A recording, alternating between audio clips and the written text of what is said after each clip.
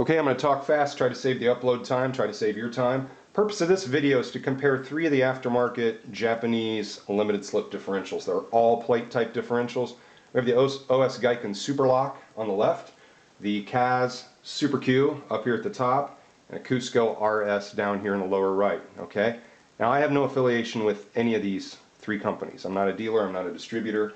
I'm happy to source these or work on them or install them for anybody that wants them. So I'm intending this video to just help you select between them. I have my opinions as to the pros and cons of the three diffs, but again, I have no dog in the hunt here.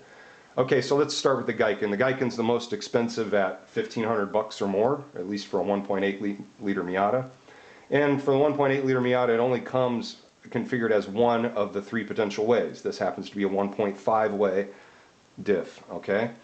It's got a Belleville spring at the end, which helps control the pressure stack up here. It has more splines and more discs than the other two designs. It's touted as being the most advanced, and if I take this off, I'm not going to do that on a video, there are also coil springs in here that control the hold off. So they're basically stacking springs versus springs in a supposed attempt to get sort of a more linear behavior in terms of the locking. So there are some settings in there that can be manipulated. In general, this is the most complicated one to set up, most time consuming, and the most difficult to find literature for and to understand the literature, particularly in English. Okay, so that's all about the Giken. The one con that I see in this design is there's not a thrust washer. These anodized case halves, this unit has not been run. I've only turned it over with some lubricating oil in the vise to try to get a breakaway torque measurement for it, and it's already starting to wear its anodized case half. So for being the top of the line diff, I'm not sure why they didn't put a thrust washer in there, a serviceable thrust washer. The KAAZ, for example, has a thrust washer here. There's a thrust washer. This is the Belleville spring, analogous to this Belleville spring. And the CUSCO has a thrust washer. Okay.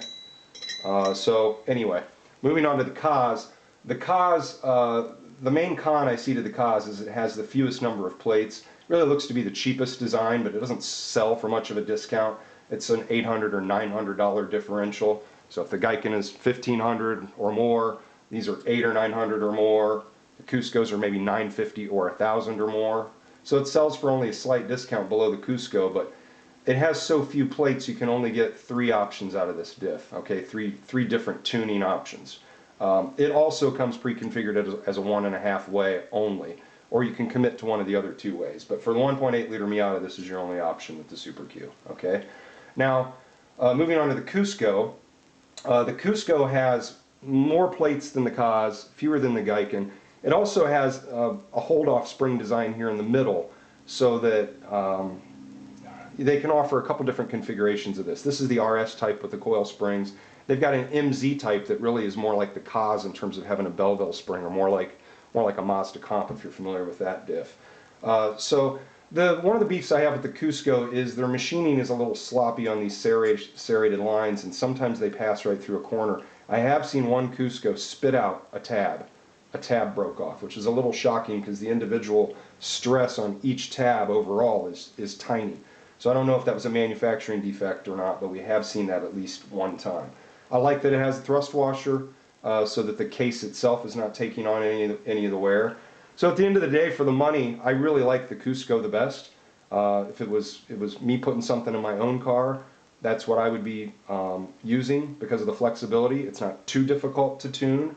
They've got pretty good literature for these differentials, certainly better than the other two manufacturers. KAAZ also is not very good with the literature stateside. The one last thing I want to say, the Giken has a reputation on the street for being the quietest. And I think that's because the tolerances are the tightest. When you fit this together, you immediately can see that and appreciate it. Excuse me. The KAAZ and the CUSCO are a little sloppier, so it wouldn't surprise me to have some chatter at low speed or when going from forward to reverse with the KAAZ and the CUSCO. Now, these guys try to get you to buy their high dollar name brand specific gear oil. Generally speaking, for the guys I have running these on track, they are not running the $50 a quart Giken fluid or the CUSCO fluid or the KAAZ fluid. They're running the same fluids we always run. Higher viscosity for more durability, lower viscosity if you're, in the first row of the runoffs and trying to win something. So that's that. If you have any questions, email me. Bye.